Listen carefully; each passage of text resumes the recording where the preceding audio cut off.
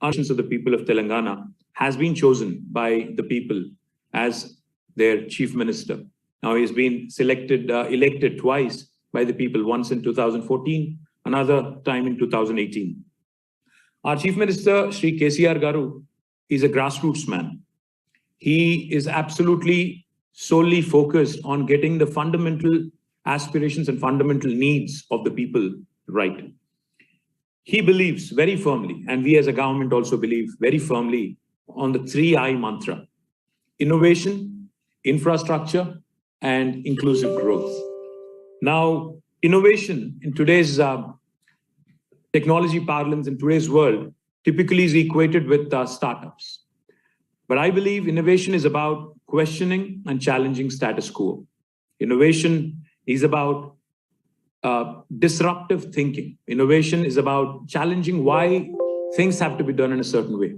You know, in India, we've all been conditioned to think, to not question, not to think, but to not question status quo, not question traditions, not question practices, well-laid procedures, etc., etc. But unless we bring in that element of disruption in our thinking, things will not change.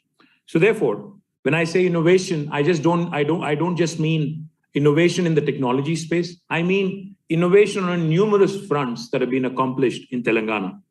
Now, let me list down a few of those innovations that have happened in the last 8 years. When we started our journey as a new state, our Honorable Chief Minister, who believes in data, who believes in making decisions based on data sciences, wanted to have a base data to sort of lay out a plan for development and welfare.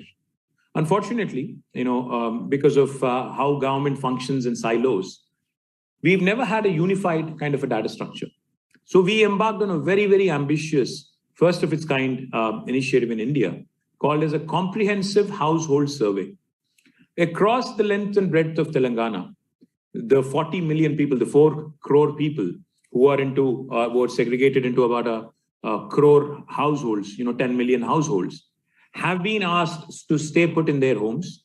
And the government teams, government had formed a number of teams, and they actually went about in the course of one single day, 24 hours, in collecting this conducting this socio-economic survey and collecting the much needed data. Now, today, that data has become a gold mine. Now, that has formed the basis for all the decisions the government of Telangana has taken over the last 7.5 years. One other thing I would like to point out, because our Honorable Chief Minister keeps reiterating this, all sort of nonsense flies in the absence of good data. When you have good data, when your data is sanitized, when your data is clear, then the decision-making also becomes that much more lucid. When I say decision-making, decision-making across and policy-making across a number of verticals. As Minister of Industry, I can proudly tell you, back in 2014, November, our government came out with first legislation in Telangana. It is called as the Dsi Pass. Now, the Dsi Pass, like the Dsi Pass in US, what it stands for is Telangana State Industrial Project Approval Self-Certification System. What does that mean? What are the salient features? How is it different from any other industrial policy in other states in India? It is extremely radical in thinking. It has revolutionized the way clearances are given in India for any state. Let me just lay out a few salient features of the policy. If you were an investor, a prospective investor, and wanting to invest in the state of Telangana, you do not need a clearance from the government to start constructing your factory. If you have a piece of land, you can start from day one without even talking to the government, without even talking to the local government, the municipality or the Gram Panchayati. This you will not hear anywhere in India, because we're reposing faith in our investor, because we believe that when an investor is investing for the long term in any given province or any given geographical location, they would have done the due diligence. As long as they certify as being in compliance with the law of the land, we take them at face value, we take their word at face value, and we provide all assistance. But for regulatory purposes, of course, we request them that they apply once they start construction of their factory. Simultaneously, we request them to submit an application online on the Dsi Pass portal. What do we do when we get the application?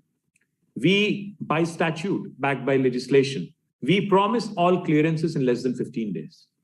If we do not deliver on the 15-day promise, by statute, it's a deemed approval. It's a deemed yes on the 16th day.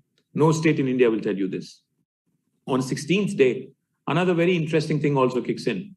To bring in accountability, to bring in our own 2 cents to the table, we also have incorporated a very, very interesting element. We said, if we find the officer or the bureaucrat responsible for the delay in causing any delay over the 15-day mandatory period, we will penalize that bureaucrat or that officer to a sum of rupees 1,000 per day. Again, no state in India will tell you this. In fact, a couple of years ago, I was in US. I met with the chairman of KPMG, and I was explaining to him that no state in India has a policy as unique as this.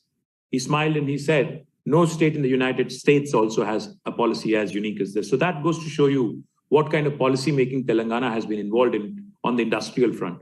This policy, the Dsi Pass, has propelled us to the top of the league on the ease of doing business rankings in India, among all Indian states. These are rankings given by Government of India and the World Bank together.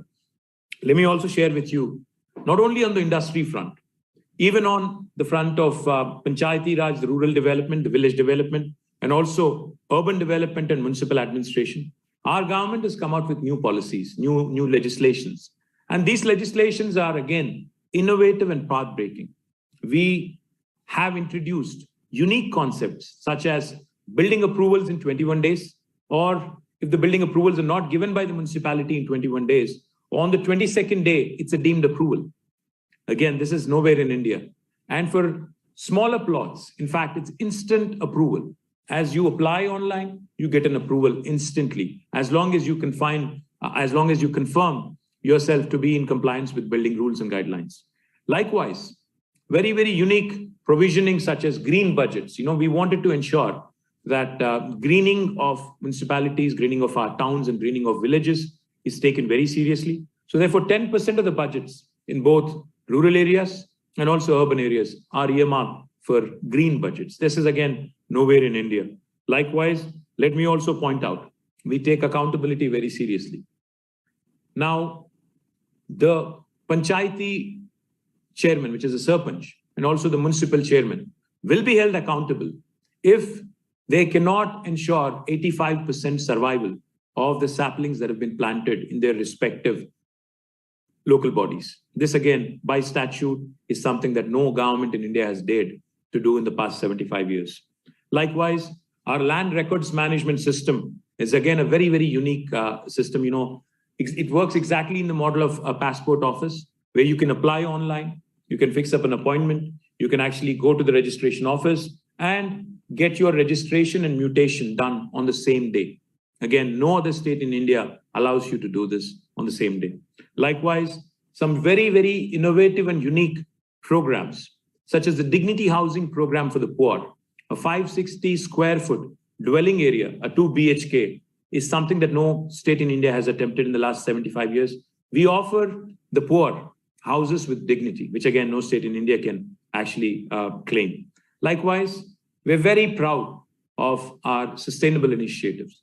Our innovative Chief Minister's idea of planting more than 230 crore saplings over the last 7 years has yielded rich dividends, as we have reaped rich dividends. More than 8% of green cover has enhanced in the state of Telangana.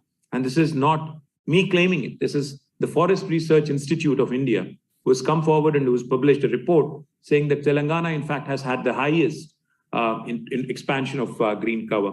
Likewise, we've also leveraged.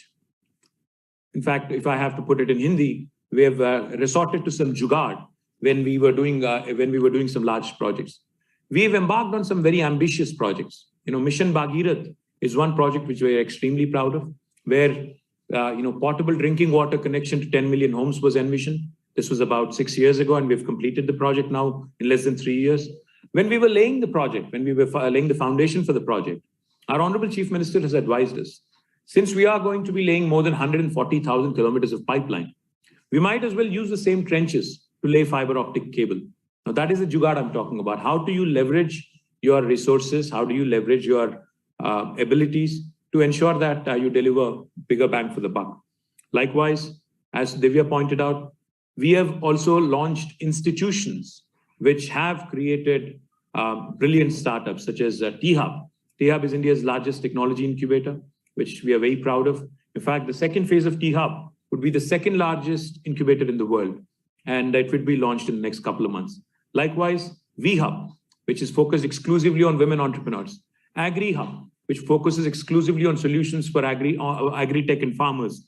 Likewise, policies for emerging technology and adoption. One of the things I would like to point out, technology which does not come to the rescue of a common man, technology which does not have a larger societal impact is futile.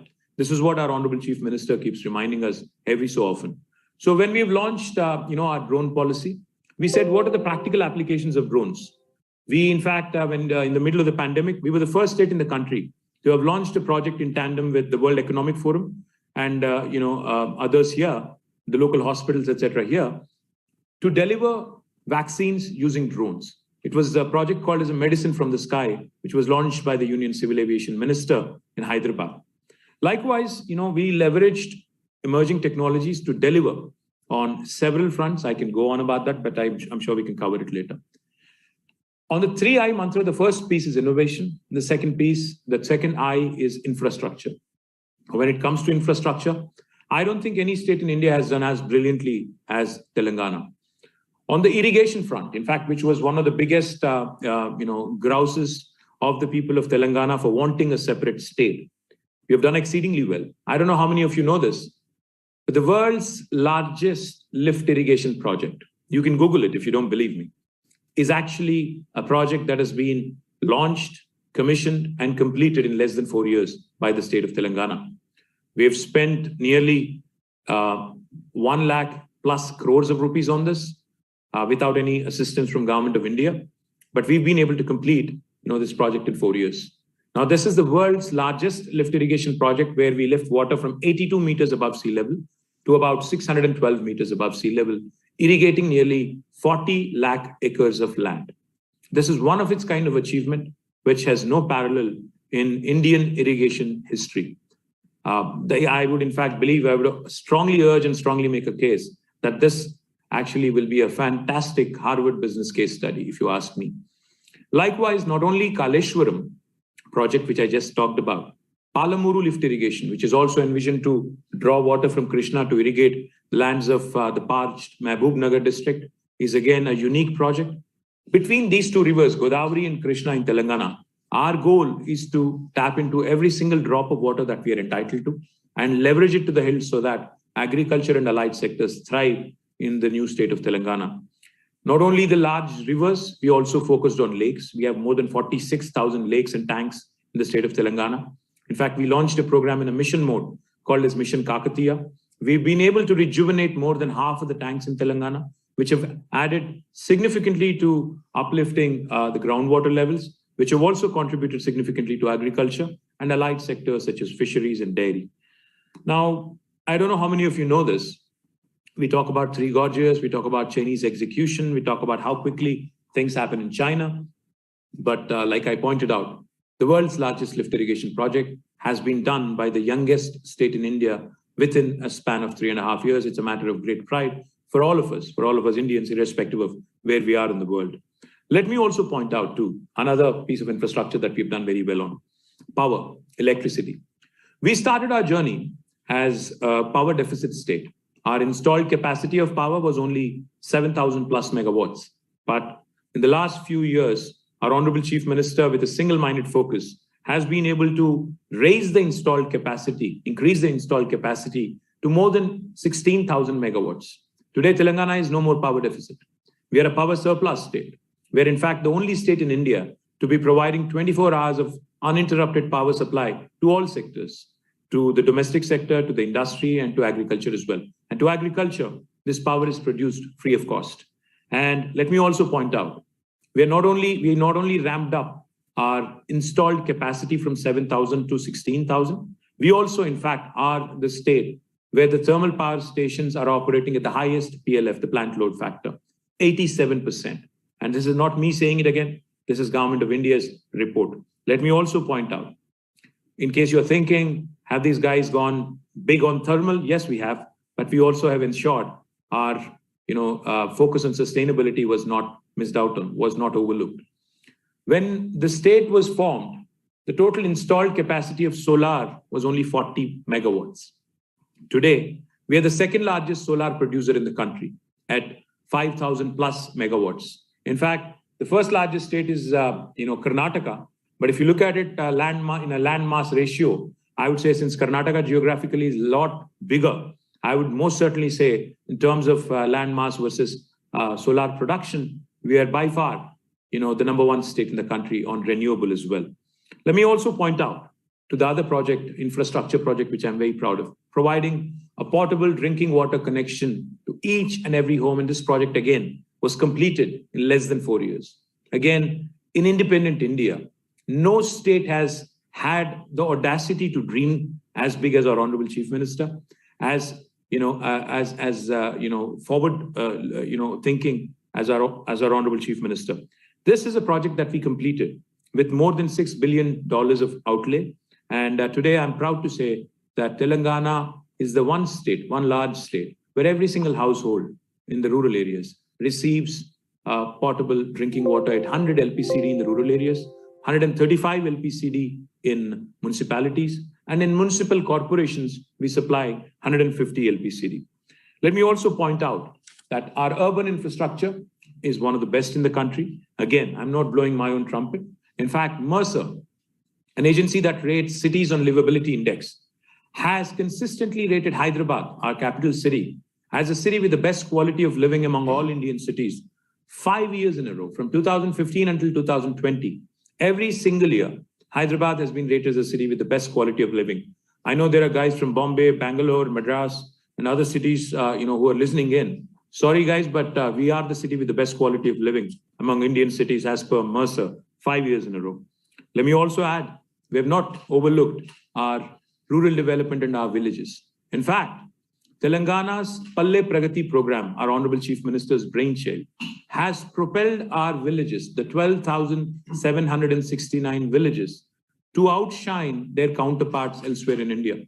Recently, when Sansad Adarsh Gramin Yojana rankings were given, Telangana's villages took the top 7 spots out of the top 10 in the country. That goes to show you where real rural development is in the country. Likewise, let me also tell you that our ULBs, not only Hyderabad, but our other ULBs, the municipalities, also have been winning awards on the Swachh Bharat and Swachh Sarvekshan rankings. More than 13 municipalities from Telangana have won, awards from Government of India recently.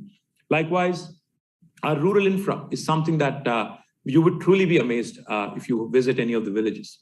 Telangana is the only state in India where every village has a village nursery, every village has a dump yard, every village has a graveyard, every village has a tractor, a tanker, and most importantly, Telangana also is the only state where every village has a meeting hall for the farmers so that they can federate themselves, they can discuss the rural livelihood problems, agri problems, etc., etc. Now, this is extremely unique.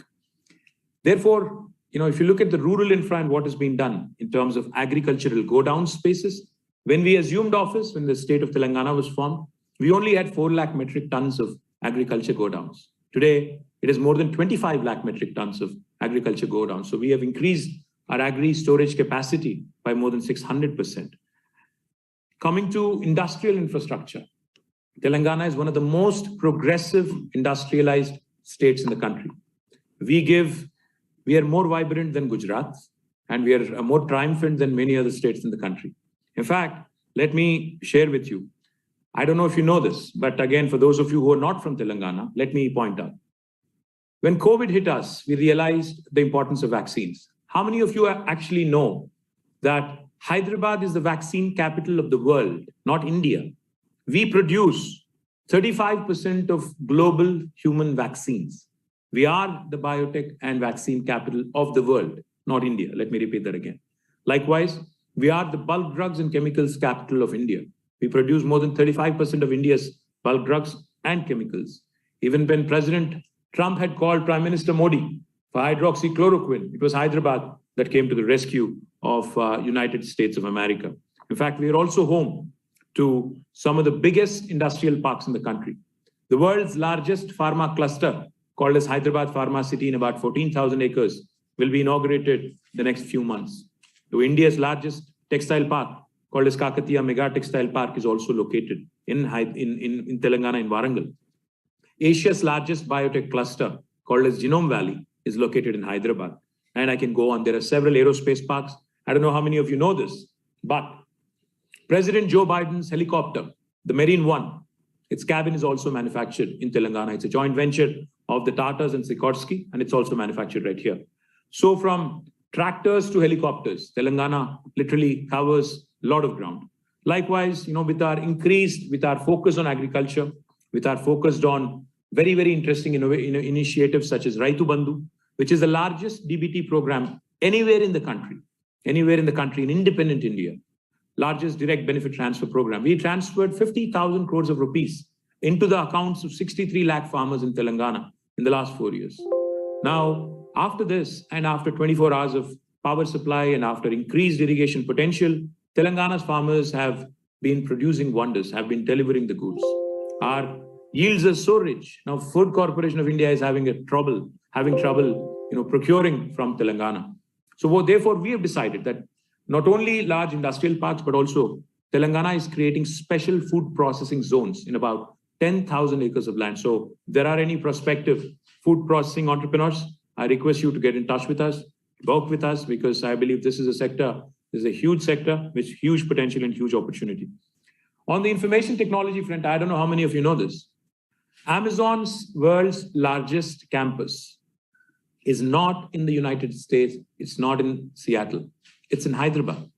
3.1 million square foot campus of Amazon, which is the world's largest campus, is in Hyderabad. And so is the case. If you look at the top 5 most valued tech companies of the world, Apple, Google, Amazon, Microsoft, Facebook, all of them without an exception are headquartered in Hyderabad for their second largest campus, and Amazon's largest campus, of course. And not only these 5, Uber, Salesforce, Novartis, Micron, the list goes on. It's endless. All of these companies, many of these, in fact, I would say 90%, have come up in Hyderabad and thereabouts in the last 5 to 6 years. That goes to show you how progressively Telangana has been advancing on the IT and industry front. Now, the third I talked about in the narrator dialogue untitled to narrator heading level 1. Narrator, one running window is requesting attention. Link is OBS Studio 27th January 2003. 64-bit Windows Profile Untitled Scenes Untitled Window Button. Minister KTR Live Vertical Bar. KTR participating in real estate sector. OBS Studio 27th January 2003. 64-bit Windows Profile Untitled Scenes Untitled Window Button.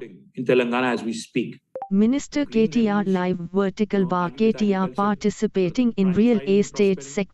Minister KTR Live KTR Live Google OBS Studio 27th January 2003. 64-bit Windows Profile Untitled Scenes Untitled Window Button. Processing industry also doubling its KTR Live Google search all changes saved to get OBS Studio 27